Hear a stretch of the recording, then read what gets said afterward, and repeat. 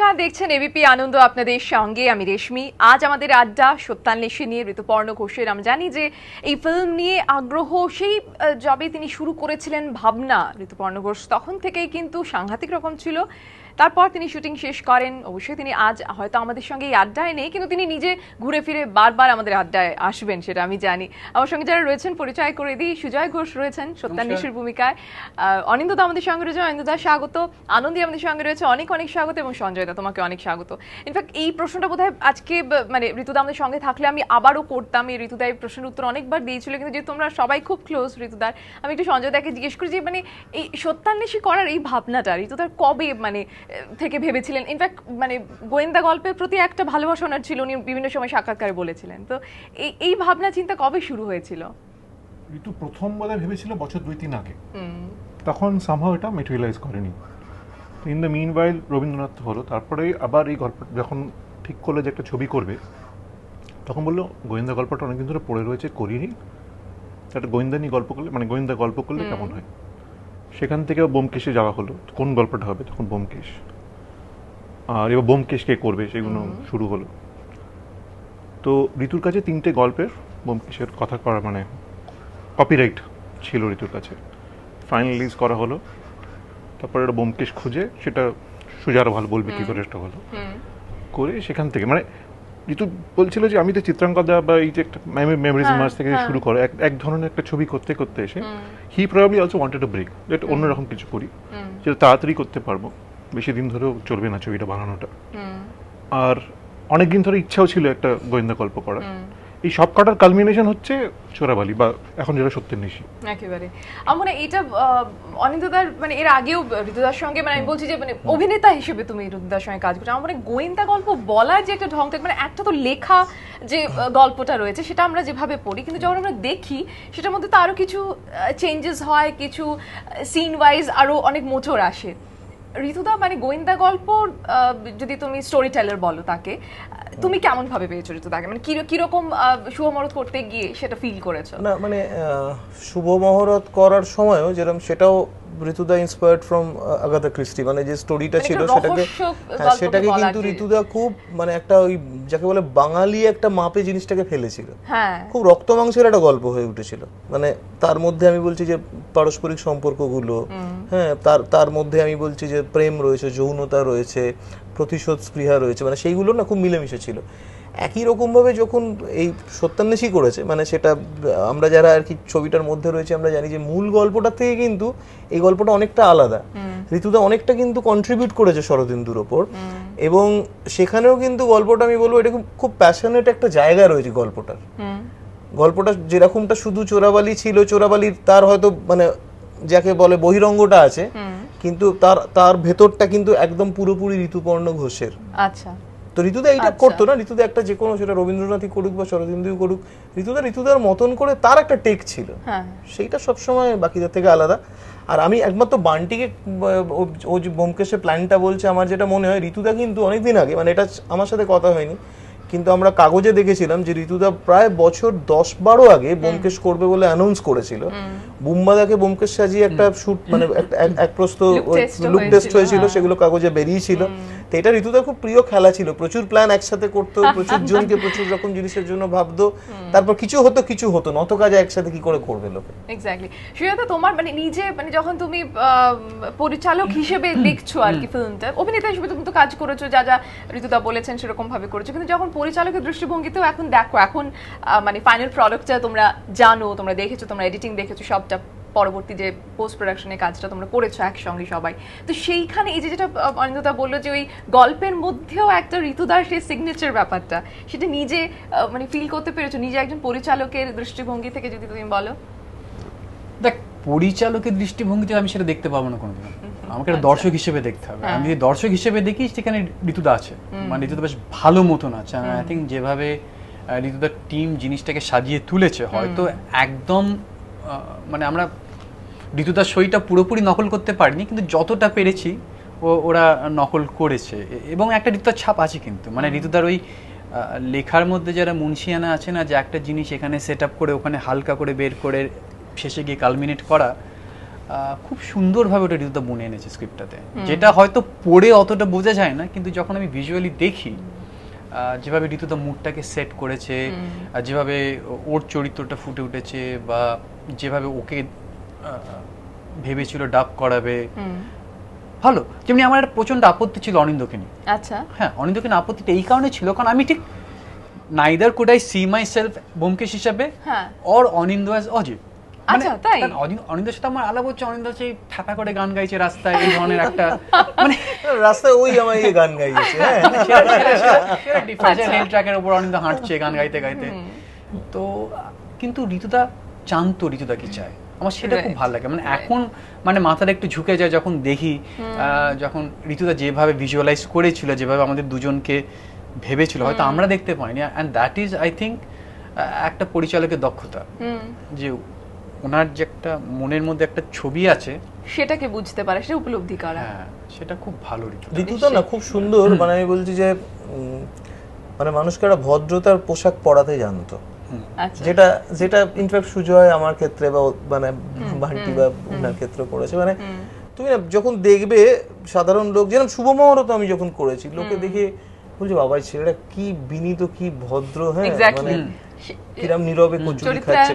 মানে আমি বলছি যে এই জিনিসটা আমি বলছি একটা ডিরেক্টর কিন্তু করিয়ে দেয়। অ্যাকচুয়ালি আদতে তো আমরা সত্যি ওরকমটা নই। ও যেরকম বলছে যে আমরা ফ্যাপা করে গান গাইছি, চ্যাংড়ামো করছি, যেরকম মানে মানুষ হয় আর কি, কিন্তু ঋতুদা এই যে একটা পিরিয়ড পিস তুলছে বলে সেই সময় নিয়ে গিয়ে আমাদেরকে ওইরকম একটা ওইরকম মূর্তি বানিয়ে দিল, সেইটা কমপ্লিটলি ঋতুদার ক্রেডিট। নিশ্চয়ই তাই।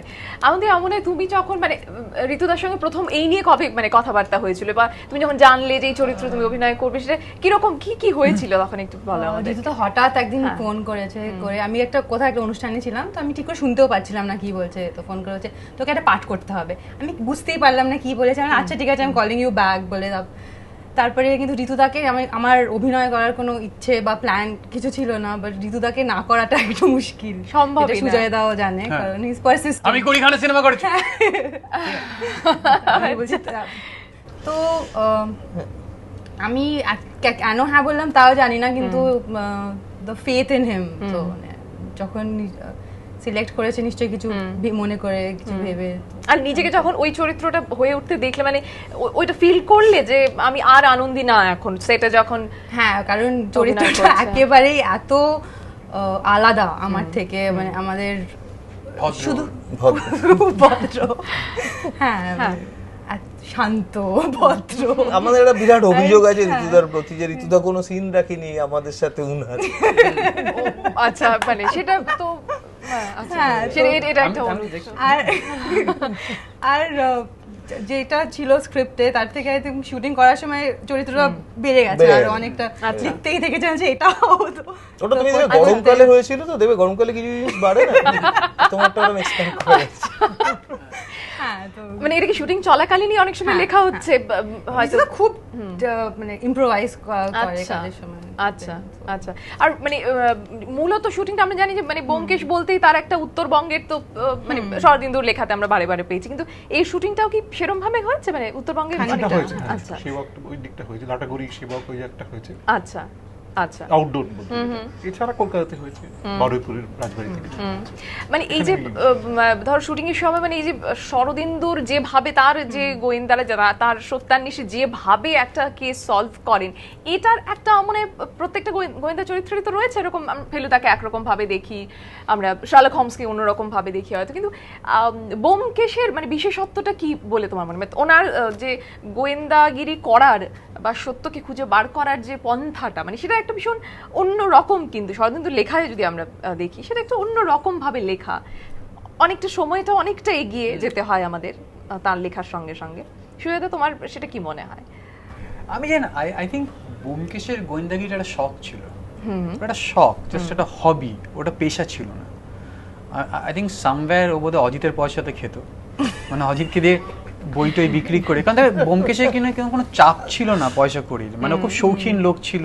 বসে যে কোনো একটা লোকের বসে যদি ভাববার সময় থাকে, তার মানে ওর অন্য কিছুর চাহিদা নেই। হয় একটা সন্ন্যাসী মানুষ, যেটা ব্যোমকেশ একদমই নয়, যার কোনো মেটেরিয়ালিস্টিক কোনো মোহ নেই, যেটা ব্যোমকেশ একদমই নয়, যার মধ্যে কোনো করাপশন নেই, যেটা ব্যোমকেশ একদমই নয়।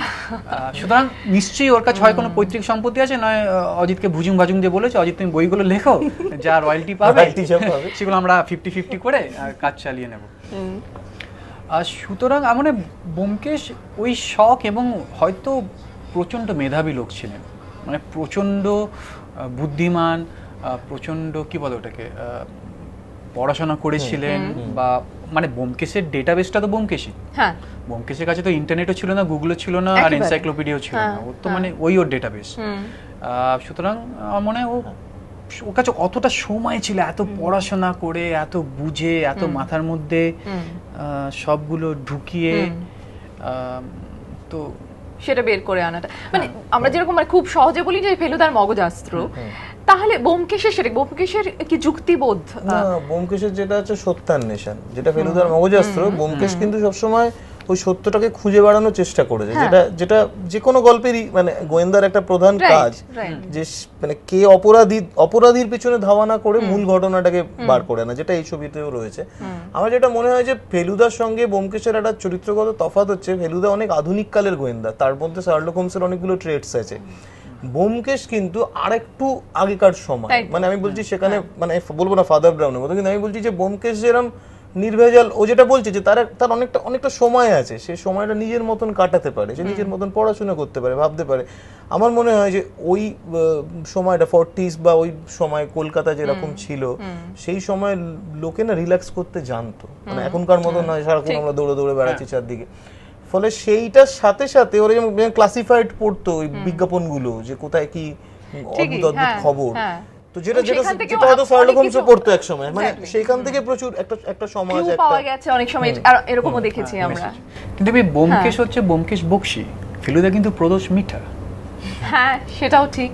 That is a very big difference between Byomkesh and Feluda. Byomkesh খুব বেশি মানে মধ্যবিত্ত বাঙালি, মানে খুব বেশি অনেক বেশি বাঙালি, একদম পাতলা বাঙালি, ঠিক তাই। আর ওই ধুতি ফতুয়া সিগারেট এর বেশি বাঙালি হতে পারে না, ঠিক তাই। কিন্তু এটাই মজার বিষয় যে কিভাবে যে কিছু কিছু ঋতুদা যে কয়েকটি পরিবর্তন হয়তো এনেছে, সেক্ষেত্রে কি যে কোনো কেস সলভ করার ক্ষেত্রে এবারে মানে চোরাবালির ক্ষেত্রে কি তেমনটা কিছু হয়েছে? ব্যোমকেশ কি অন্য কিছু করেছেন? একটা বিরতির পর একটু জানার চেষ্টা করি, সঙ্গে থাকুন। ফিরে এলাম বিরতির পর আমাদের আজকের এই আড্ডায় সত্যান্বেষী নিয়ে। আমাদের সঙ্গে সুজয় দা রয়েছেন, অনিন্দ দা রয়েছে, আনন্দী এবং সঞ্জয় দা রয়েছেন। সঞ্জয় দা, আমি ইনফ্যাক্ট যেটা জানতে চাইবো যে মানে ওই যে অপরাধী তাকে খুঁজে বার করা বা যে ক্রাইমটা হয়েছে সেইটাকে নিয়ে কি হয়েছে ঘটনাটা বোঝা, এই যে পদ্ধতিগত যে ব্যাপারটা ব্যোমকেশের রয়েছে, মানে যেহেতু গল্পে একরকম ভাবে আমরা পাবো, কিন্তু সিনেমাটা যখন দেখবো তখন কি সেখানে কিছু পরিবর্তন ঋতুদা এনেছিলেন? বেসিক জায়গাটা, কোর জায়গাটা তো এক, বাট ঋতুর ছোঁয়াটা তো আছে। সমস্যাটা যেহেতু গোয়েন্দা গল্প, আমি তোমাকে এখনই ডিটেলস গুলো বলাটা মুশকিল, বুঝতেই পারছো, তাহলে গল্পটা দিয়ে দেওয়া হয়। বাট ঋতুর ছোঁয়া আছে বলে, যেটা অনিন্দ আগেও বলছিল শুভ মহরতের সময়, সেই জায়গাতেই গল্পটা বোধহয় ওই টেক্সট থেকে আলাদা। যতগুলো হয়েছে ব্যোমকেশ প্রত্যেকটাই ডিরেক্টরের একটা পার্সোনাল ইন্টারপ্রিটেশন, তো সেরকম ভাবে তো এটা মানে তোমার সবথেকে পছন্দের ব্যোমকেশ এখনো অবধি কে ছিলেন? মানে সেটা কি মানে আমরা এটা টেলিভিশনে দেখেছি, আমরা অনেক বছর আগে আমরা টেলিভিশনে প্রথম দেখি, অনেস্টলি এই যে রিসেন্ট আবিরের ব্যোমকেশের একটাও ছবি দেখিনি এখনো, সত্যি দেখিনি, সরি ওকে এখনো দেখিনি, ও কিরকম করেছে। আমার রাজিত কাপুরের ব্যোমকেশ খুবই ভালো লেগেছে। আমি চিড়িয়াখানা দেখেছি, আমি আবিরের দুটো ব্যোমকেশ দেখেছি, এবং দেখার মানে এই নয় যে মানে ওদের থেকে, কারণ যেটা ঋতুদা আমাদের দুজনকেই বলতো যে আমাদের দুজনের মধ্যে কিছু তো একটা দেখেছে যার জন্য আমাদের দুজনকে নিয়েছে। এখন আমরা যদি একদম পুরোপুরি বদলে গিয়ে অন্য কেউ হয়ে যায়, তাহলে তো কোনো মানে হয় না। তা আমি যদি এখন উত্তম কুমার হতে চাই বা আবির হতে চাই, তাহলে তো ইটস বেটার ফর ঋতুদা to get Abir and Saswata than to get Ajit and me. ঠিক তাই, একবারে। ইনফ্যাক্ট এইটা মানে অজিত এবং ব্যোমকেশ হিসেবে তোমাদেরকে বেছে নেওয়ার পিছনে ডেফিনেটলি মানে ঋতুদার যে রিজনিংটা ছিল, যে কারণটা ছিল, সেটা কোথাও অ্যাকচুয়ালি অজিতের দৃষ্টিভঙ্গিতে তো আমরা গল্পটা অনেকটাই দেখবো, তাই না? মানে ওর কথাতে দেখবো। ছবিটাই আমার ধারণা ঋতুদার একটা পরিকল্পনা কাজ করেছে। আমার মনে হয় ছবিটা যখন একজন ডিরেক্টর বানায়, তার তো অনেক রকমের কাস্টিং এরও তো বিভিন্ন রকম প্ল্যান থাকে। আমার মনে হয়েছিল ঋতুদা এই ছবিটাতে যারা যারা ফার্স্ট টাইম অ্যাক্টর বা নন অ্যাক্টর তাদের দিয়ে এই ছবিটা কিছুটা করবে, তার একটা অ্যাডভান্টেজ আছে। সবসময় পর্দাতে নতুন যখন কেউ আসে তখন সে যেভাবে চোখ টেনে নেয় আর কেউ কিন্তু সেভাবে টেনে নেয় না। মানে আমি বলছি উদাহরণ হিসেবে যেমন এই ছবিতে শিবাজিদা আছেন, তো শিবাজিদা তো একদম পড়াশুনোর ওরকম একজন বিদগ্ধ মানুষ, তিনি এই ছবিটাতে যে অভিনয়টা করেছেন আমি বলছি মানে যাক, এখন আবার বলছি ডিটেলে বলার মানে হয় না, কিন্তু হয়তো তিনি আমাদের অনেক ওপর দিয়ে টেক্কা দিয়ে বেরিয়ে যাবেন। আচ্ছা, তার কারণ হচ্ছে যে শিবাজিদার অ্যাডভান্টেজ হচ্ছে শিবাজিদাকে খুব পর্দায় আগে দেখেনি, যদি বা আমাকে বা সুজয়কে দেখেছে বিভিন্ন টিভি প্রোগ্রাম বা অন্য কিছুতে বা একটা আধা কোনো যায় মুহূর্তে, কিন্তু কয়েকজনকে দেখেইনি। উনা যেরকম খুব রেগুলার ছবি করে বেড়াচ্ছে তা নয়, অনেকদিন বাদে এরম চরিত্র করছে। কিছুজন ছাড়া করেছে এর আগে, মানে তুলনামূলক যাদেরকে আমরা কম বড় পর্দায় দেখেছি, মানে হ্যাঁ, ফলে কোনো ব্যাগেজ নেই, তার কোনো ব্যাগেজ নেই, ব্যাগেজ নেই, সে এরকম অভিনয় করেছে তার জন্য নিয়েছে। মানে আজকে সুজয়কে যখন ব্যোমকেশ হিসেবে কাস্ট করছে তখন ঋতুদা তো সবকটাই দেখেছে আমার ধারণা, মানে উত্তম কুমারও দেখেছে, আবিরও দেখেছে, রজিত কাপুরও দেখেছে, তার মানে ঋতুদার কমপ্লিটলি একটা অন্য ভাবনা থেকে ছবিটাকে পিচ করছে। এক্স্যাক্টলি। নিজেকে যখন প্রথমবার মানে ওরকম ওই সাজ পোশাকে দেখলে প্রথম কথা ওই ভাবে, তখন নিজেকে মনে হয়েছিল যে হ্যাঁ আমি ব্যোমকেশ, তখন মানে যখন প্রথম মানে ভাবলে যে হ্যাঁ এইবারে তুমি চরিত্র করবে? ও ভালো করে দেখেনি, ও প্রথম নিজেকে যখন সাজ পোশাকে দেখে আমি ছিলাম ট্রায়ালে, হ্যাঁ ওই আমরা কোথায় গিয়ে দেখলাম, ভিভার্সে গিয়ে, সেই ছবিও আমার তোলা আছে, মুখের বিষয় সেটা এখন পাবলিশ করতে চাইছি না। সুজয় যখন অস্কার পাবে তখন বেশি দামে বিক্রি করব, লাইফ টাইম অ্যাচিভমেন্ট অ্যাওয়ার্ড। আচ্ছা, না না আমি দেখতে চাই। আনন্দে কোথাও কি তোমার মনে হয় যে অনিন্দদার মধ্যে অ্যাকচুয়ালি অজিতের ব্যাপারটা রয়েছে? মানে অজিতের যেরকম মানে একটা সাপোর্ট সিস্টেম একসঙ্গে ব্যোমকেশ এবং তার পাশাপাশি আমাদের সঙ্গে লিংক করছে, মানে আমি বলছি দর্শকের সঙ্গে লিংক করেন দারুণ অজিত। তোমার মনে হয় যে অনিন্দদাই সেই মানুষটা অজিত হওয়ার জন্য? কি বলবো, হ্যাঁ অনিন্দের মধ্যে কিন্তু ভিজুয়ালি একটা খুব স্টেবিলিটি আছে, একটা অনিন্দের মধ্যে একটা ক্লাসিক্যাল বাঙালি সেই সময় কিন্তু আছে, সেটা চরিত্রগতভাবেও আছে। আমি দেখি মানে ওই সময় আমি শুটিং করে এবার যে বুঝলাম আউটডোরে হয় না কথাবার্তা, ইভেন আদারওয়াইজ সেটা কিন্তু ওর মধ্যে খুব আছে, যেটা আমাদের মধ্যে হয়তো অনেক কম। মানে অনিন্দকে পর্দায় দেখলে অনেক কম, এটা ওটা ওর মধ্যে এখনো রয়ে গেছে, মানে it is a good thing, মানে মধ্যে রয়েছে সেটা। নিশ্চয়ই অনিন্দকে পর্দায় দেখলে মনে হয় একটা রিলায়েবল লোক, হ্যাঁ খুব ডিপেন্ডেবল, সলিড। হয়তো নয়, পর্দার বাইরে হয়তো নয়, যেমনি ধর আজ সবে কলারটা তুলু ভাবছিলাম নকুর নিয়ে যেটা আমাদের একটা ডিসকাশন হলো, হলো, মানে বৃষ্টি আসার কথা ছিল কিন্তু এলো না। পর্দায় দেখলে মনে হয় অনিন্দ একটা রিলায়েবল, এর উপর একটু ভরসা করা যায়, একে হয়তো কিছু গোপন কথা বলা যায়। মানে অজিত যদি একটা কাউন্সিলর হতো, ধর একটা সাইকিয়াট্রিস্ট বা সাইকোলজিস্ট জাতীয় কাউন্সিলর হতো, হয়তো খুব ভালো পসার হতো, মানে হ্যাঁ লোকেশ্বর চান্স আছে, ট্রাই তুই নয়। এই ছবিটাই ঋতুদা ব্যোমকেশকে খুব যত্ন করে তৈরি করেছে, কিন্তু আমি বলছি এই ছবির ভিলেন, এই ছবির যারা সহযোগী অভিনেতা অভিনেত্রী প্রত্যেককেই খুব সুন্দর করে বানিয়েছে, একটা ক্যারেক্টার আছে। আমি বলছি বান্টিও যেরকম খুব ছোট্ট একটা চরিত্রে রয়েছে, কিন্তু সেই চরিত্রটার গুরুত্বটা খুব মানে খুব ইম্পর্টেন্ট কিছু কিছু জায়গায় এসে আসছে আর কি। একদমই সেজন্যই করলাম, নাহলে করতাম না। ইম্পর্টেন্ট জায়গা আসছে বলে করছি, সেজন্যই করেছে। আমারটা চাই একদম খুব গ্রে ক্যারেক্টার, চুলে গ্রে, দাড়িতে গ্রে, কিছু গ্রে লাগানো আছে। ইনফ্যাক্ট তোমার মানে সাজ পোশাকটা মানে সেই চরিত্রটাও তাই, তোমার খুব গ্রে এরিয়াতে পুরো গ্রে, আমারটা সবথেকে বেশি গ্রে, কারণ এত গ্রে নয়। একেবারেই তাই, ঠিক এরকম ভাবে এত সুন্দর করে কাজ করে এই ফিল্ম তৈরি হয়েছে আমরা জানি। আজকে কথার মাঝখানে যেরকম শুরুতে বলেছিলাম ঋতুদা আসবেন, আমি জানতাম তেমনটাই তিনি এসেছেন এবং মনে হলো আড্ডাতে তিনিও আজকে আমাদের সঙ্গে আছেন। সকলকে অনেক ধন্যবাদ আমাদের সঙ্গে আড্ডায় থাকার জন্য। আরেকদিন হাজির হয়ে যাবো, ওদের সকলকে সঙ্গে নিয়ে। চোখ রাখুন এবিপি আনন্দে।